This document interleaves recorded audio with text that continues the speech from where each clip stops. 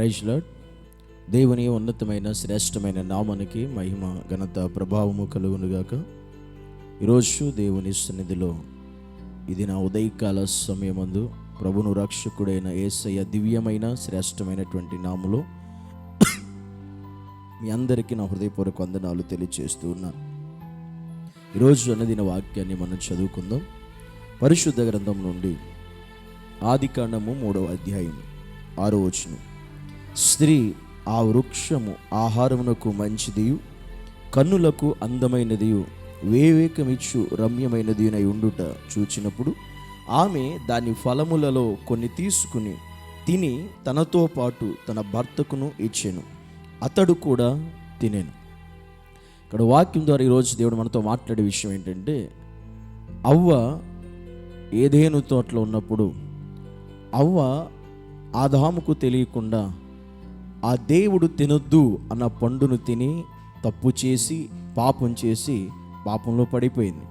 తను తప్పు చేసి పాపం చేసి పాపంలో పడిపోయినటువంటి అవ్వ తర్వాత ఆమె చేసినటువంటి పని ఏంటంటే, తను పాపం చేయడమే కాకుండా తను తప్పు చేయడమే కాకుండా తను తప్పు చేశానే నేను పాపం చేశానే అనే విషయాన్ని కూడా ఆమె గ్రహించి తెలిసి కూడా వెంటనే ఆమె చేసిన మరొక తప్పిదం ఏంటంటే, తన భర్తకు కూడా అవి తీసుకుని వెళ్ళి ఇచ్చింది. అనగా తను తప్పు చేయడం పాపం చేయడమే కాకుండా వాటిని తీసుకెళ్ళి తన భర్తకు కూడా ఇచ్చి, అంటే నేను ఒక్కదాన్ని తప్పు చేస్తే అట్లా నాతో పాటు నా భర్త కూడా తప్పు చేయాలి, నాతో పాటు నా భర్త కూడా చెడిపోవాలి, నేను ఒక్కదాన్ని చెడిపోతే ఎట్లా, నేను ఒక్కదాన్ని పాడైపోతే ఎట్లా, నాతో పాటు నా భర్త కూడా పాపం చేయాలి, నా భర్త కూడా పాడైపోవాలి అనేటువంటి ఒక పాపపు దుర్బుద్ధి ఉద్దేశం అవ్వలో మనం చూస్తూ ఉన్నాం. ఒక భార్యగా అవ్వ తప్పు చేసేదే కాకుండా తన ద్వారా తన భర్త కూడా తప్పు చేసేలా చేసింది. ఈరోజు అవ్వ లాంటి మనస్తత్వము కలిగినటువంటి వారు చాలామంది ఉండొచ్చు. ఒకవేళ నువ్వు భార్యవైనా నువ్వు భర్తవైనా నువ్వు తప్పు చేస్తున్నావు, నువ్వు తప్పు చేసిందే కాకుండా అదే తప్పు అదే పొరపాటు మరలా నీ భార్యతో కూడా నువ్వు చేయించేలా చేస్తున్నావు, నీ భర్త కూడా చేసేలా చేస్తున్నావు. ఇలాంటి అవ్వకున్న మనసు ఈరోజు ఒక భార్యగా నీకుందా, ఒక భర్తగా నీకుందా? ఒకసారి ఆలోచించు. ఆమె చేసిన తప్పు వల్ల, ఆమె చేసిన పొరపాటు వల్ల ఏమి కోల్పోయే వారి జీవితాలు అంటే, దేవుని మహిమని వారు కోల్పోయారు, దేవుని కృపని వారు కోల్పోయారు, దేవుని యొక్క జీవాన్ని వారు కోల్పోయారు అవ్వ చేసిన పాపం వల్ల, అవ్వ చేసిన తప్పు వల్ల. కనుక ఈరోజు చాలామంది భర్తలు అలాగే ఉన్నారు, భార్యలు కూడా అలాగే ఉన్నారు. ఏంటి విషయం అంటే, వారు తప్పు చేయడమే కాదు వారి భర్తలు కూడా తప్పు చేసేలా చేస్తూ ఉన్నారు. ఈరోజు అలాంటి వాటికి ప్రోత్సహించే వారు ఎక్కువ అయిపోరు. కల్చర్ అట్లా మారిపోయింది దేశంలో, ప్రపంచంలో. వారు తప్పు చేయడమే కాదు వారితో పాటు ఉన్న వారితో కూడా తప్పు చేయించడం, పాపం చేయించడం, తప్పుడు మార్గాల్లో తీసుకువెళ్ళడం, తప్పుడు మార్గాల్లో జీవించడం, ఇలాగ అనేక మంది భర్తలు అనేక మంది భార్యలు ఆ విధంగానే చేస్తున్న. ఆనాడు అవ్వ ఏదైతే చేసిందో ఈరోజు అనేక మంది భార్యలు భర్తలు కూడా అదే పని చేస్తున్నారు. కానీ వాస్తవంగా వారు ఒకవేళ వారి భర్త కావచ్చు, భార్య కావచ్చు, సేవకుని విషయంలో, పరిచయ విషయంలో సహకరిస్తుంటే దానికి అడ్డుగా ఉండే భర్తలు ఉన్నారు. మళ్ళీ దేవుని సేవకు కానీ, దేవుని పరిచర్యకు కానీ, దేవుని సేవకుని కానీ సహకరిస్తే దేవుని పని చేస్తుంటే అవి చెయ్యొద్దు, ఆపేమని అడ్డంకు చెప్పేటువంటి భర్తలు లేకపోలేదు రోజు. అంటే ఒక మంచి కార్యాన్ని చేస్తే, ఒక మంచిని పని చేస్తే దాన్ని ముందు కొనసాగించకుండా దాన్ని ఆపే అనేటువంటి చెప్పే భర్తలు ఉన్నారు, భార్యలు కూడా ఉన్నారు. కానీ మంచి పనికి మాత్రం ప్రోత్సహించట్లేదు. కానీ ఒక చెడ్డ పని కోసం, ఒక పనికి మాలిన పని కోసం ఈ లోకంలో తిరగడం ఒప్పుకుంటారు, లోక సంబంధమైన కుటుంబాలతో ఉండడం ఒప్పుకుంటారు, తిరగడం ఒప్పుకుంటారు, ఎంత టైం అయినా స్పెండ్ చేయడం ఒప్పుకుంటారు. కానీ దేవుని పనికి, దేవుని సంబంధించిన విషయాలు కానీ ఆత్మ సంబంధించిన విషయాలు మాత్రం వారు కలిసినప్పుడు అవి చెయ్యొద్దు, అలా ఉండొద్దు, అట్లా వెళ్ళొద్దు అని ఆపేసేటువంటి వారు చాలామంది. ఈ లక్షణం కేవలం అవ్వది, జ్ఞాపకం చేసుకోవాలి. ఈరోజు అవ్వ తప్పు చేసింది, అదే పొరపాటు తన భర్తతో చేయించింది. ఈరోజు నీ జీవితం కూడా చాలామంది కూడా చేస్తున్న పొరపాట్లు అదే. నువ్వు చేస్తున్న తప్పు నీతోనే ఆగిపోవాలి, నీతోనే ముగించబడాలి. కానీ అదే పొరపాటు నీ కుటుంబంలో మరొకరు చేసేలా నువ్వు చేస్తున్నావు. దానివల్ల జరిగేది ఏంటో తెలుసా? దేవుని శిక్ష, దేవుని యొక్క శాపం మన మీదకి, మన కుటుంబాల మీదకి వస్తుంది. ఆ రోజు అవ్వ చేసినటువంటి పాపం వల్ల సర్వ మానవాళి అంతటికి కూడా భయంకరమైన మరణం సంభవించింది.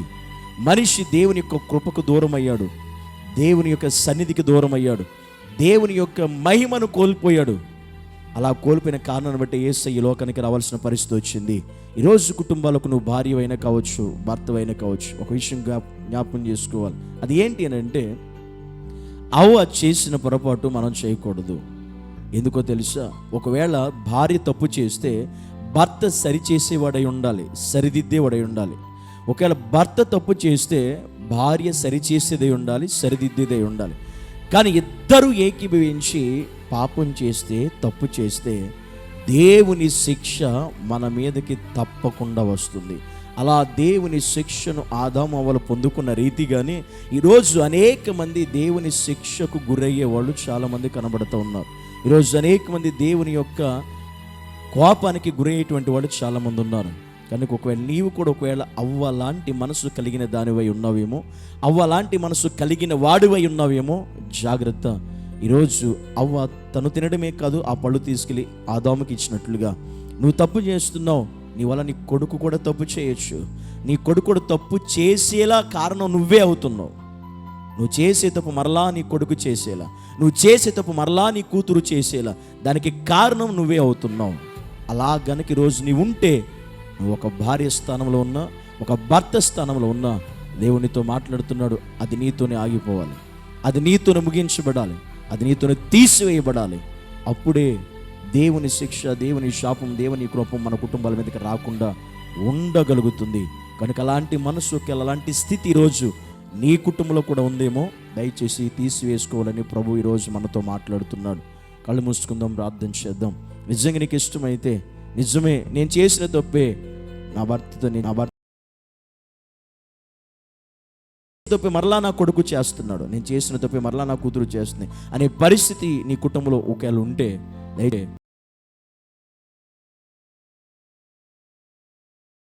అలాంటి మనసు, అలాంటి హృదయం తీసివేసుకోవాలని పరిశుద్ధమైన దేవానికి వందనాలు. ఈరోజు ఎవరైతే నీ సన్నిధులు ఉన్నాయో, అవలాంటి మనస్సు కలిగి వారు తప్పు చేయడం కాకుండా ఇతరులతో తప్పు చేసే ప్రయత్నం చేస్తూ, వారు పాపంలో ఉండడమే కాక ఇతరులు కూడా పాపంలోనికి పాలిభాగస్తులు అయ్యేలా చేసేటువంటి హృదయాలు ఎవరికైతే, ఏ కుటుంబాలు అయితే ఉన్నాయో, ఆ కుటుంబంలోంచి ఆ మనస్సును, ఆ మనస్తత్వాన్ని, ఆ దుష్టుని ఆలోచన ప్రభావాన్ని యేసు నామములో మీరు తొలగించి తీసివేయమని ప్రార్థిస్తున్నాను.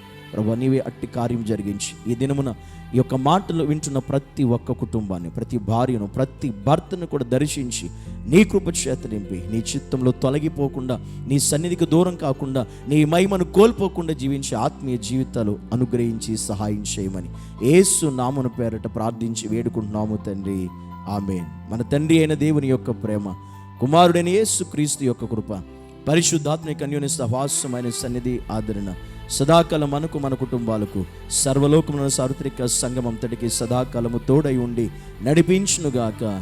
ఆమేన్.